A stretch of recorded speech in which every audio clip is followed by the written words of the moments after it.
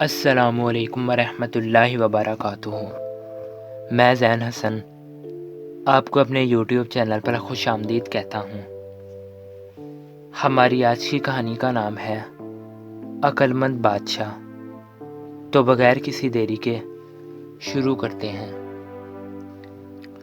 بہت مدت پہلے دور دراز کے ایک ملک میں یہ قاعدہ تھا کہ اس ملک کے لوگ ہر سال اپنا بادشاہ تبدیل کرتے تھے۔ جو بھی بادشاہ بنتا وہ ایک عہد نامے پر دستخط کرتا کہ اس کی حکومت کا 1 سال مکمل ہونے کے بعد وہ اس عہدے سے دستبردار ہو جائے گا اور ایک دور دراز جزیرے پر چھوڑ دیا جائے گا جہاں سے وہ کبھی واپس نہیں آ سکے گا۔ جب ایک بادشاہ کا 1 سالہ دور حکومت مکمل ہو جاتا تو اسے ایک مخصوص جزیرے پر چھوڑ دیا جاتا تھا جہاں وہ اپنی بقیہ زندگی گزارتا۔ اس موقع پر اس بادشاہ کو بہترین لباس پہنایا جاتا اور ہاتھی پر بٹھا کر اسے پورے ملک کا الوداعی سفر کروایا جاتا، جہاں وہ سب لوگوں کو آخری بار خیر آباد کہتا۔ وہ بہت ہی افسوسناک اور غمزدہ لمحات ہوتے اور پھر وہاں کے لوگ بادشاہ کو اس جزیرے پر ہمیشہ کے لیے چھوڑ آتے۔ ایک مرتبہ لوگ اپنے پرانے بادشاہ کو جزیرے پر چھوڑ کر واپس آ رہے تھے کہ انہوں نے ایک ایسا سمندری جہاز دیکھا جو کچھ دیر پہلے ہی تباہ ہوا تھا، اور ایک نوجوان شخص نے خود کو بچانے کے لیے لکڑی کے ایک تختے کا سہارا لے رکھا تھا۔ چونکہ ان لوگوں کو ایک نئے بادشاہ کی بھی تلاش تھی، لہٰذا انہوں نے اس نوجوان شخص کو اپنی کشتی میں بٹھا لیا اور اپنے ملک لے آئے اور اس سے 1 سال کی حکومت کرنے کی درخواست کی۔ پہلے تو وہ نوجوان نہ مانا، لیکن پھر وہ 1 سال کے لیے بادشاہ بننے پر رضامند ہو گیا۔ وہاں کے لوگوں نے اس بادشاہت کے تمام اصول اور طریقے سمجھا دیے اور یہ بھی بتا دیا کہ 1 سال کے بعد وہ اسے فلاں مخصوص جزیرے پر چھوڑ آئیں گے۔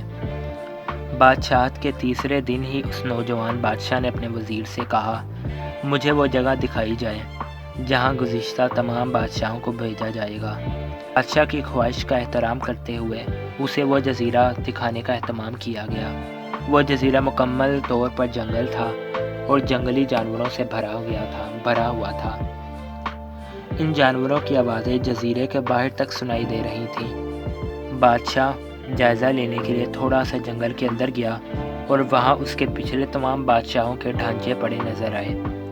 وہ سمجھ گیا کہ بہت جلد اس کا بھی یہی حال ہوگا اور جنگلی جانور اس کو چیر پھاڑ کر کھا جائیں گے۔ ملک واپس پہنچ کر بادشاہ نے مضبوط توانا جسم کے 100 مزدور اکٹھے کیے، ان سب کو اس جزیرے پر لے گیا اور حکم دیا کہ جنگل کو 1 ماہ میں مکمل طور پر صاف کر دیا جائے، تمام خطرناک جانوروں کو مار دیا جائے اور سب فالتو درخت کاٹ دیے جائیں، اور وہ ہر ماہ جزیرے کا دورہ کرتا اور کام کی نگرانی بھی خود کرتا۔ پہلے مہینے میں ہی تمام خطرناک جانوروں کو مار دیا گیا تھا، پھر بہت سے درخت بھی کاٹ دیے گئے۔ دوسرے ماہ تک جزیرہ مکمل طور پر صاف ہو چکا تھا۔ اب بادشاہ نے مزدوروں کو حکم دیا جزیرے پر مختلف مقامات پر مختلف خوبصورت باغات تعمیر کیے جائیں۔ وہ اپنے ساتھ مختلف پالتو جانور مثلاً مرغیاں، گائیں، بھینسیں، بطخیں اور بھیڑیں وغیرہ بھی جزیرے میں منتقل کر رہا تھا۔ تیسرے مہینے میں بادشاہ نے اپنے مزدوروں کو حکم دیا کہ ایک شاندار گھر کی تعمیر کی جائے۔ اس جزیرے پر ایک بڑی سی بندرگاہ بھی بنائی جائے۔ گزرتے مہینوں کے ساتھ ساتھ وہ جزیرہ ایک خوبصورت شہر میں بدلتا جا رہا تھا۔ وہ نوجوان بادشاہ بہت سادہ لباس زیب تن کرتا اور اپنی ذات پر بہت کم خرچ کرتا۔ اپنی بادشاہت کی زیادہ تر کمائی وہ جزیرے کو بنانے میں لگاتا رہا۔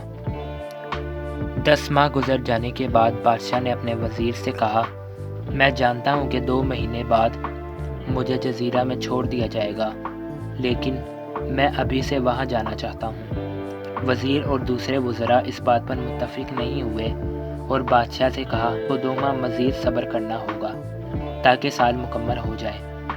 سال پورا ہو جانے کے بعد ہی آپ کو اس جزیرے پر چھوڑ دیا جائے گا۔ بالآخر 2 ماہ مکمل ہو گئے اور بادشاہ کا 1 سال مکمل ہو گیا۔ حسب روایت وہاں کے لوگوں نے اپنے بادشاہ کو شاندار لباس پہنایا اور ہاتھی پر بٹھایا تاکہ وہ اپنی رعایا کو خیر آباد کہہ سکے۔ خلاف توقع یہ بادشاہ اپنی الوداعی تقریب پر بہت ہی خوش تھا۔ لوگوں نے اس سے پوچھا، اس موقع پر تمام گزشتہ بادشاہ تو رو رہے تھے لیکن آپ ہنس رہے ہیں، آپ کے اس قدر خوش ہونے کی آخر وجہ کیا ہے؟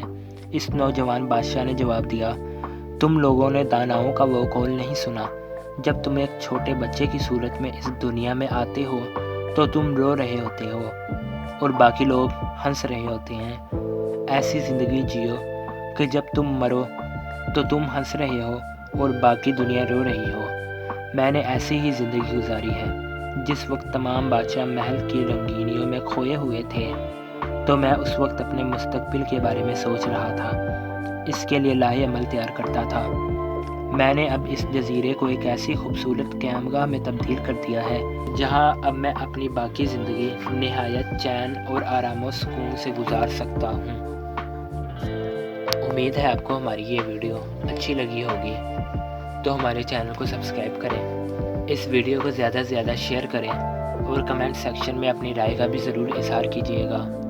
خدا حافظ۔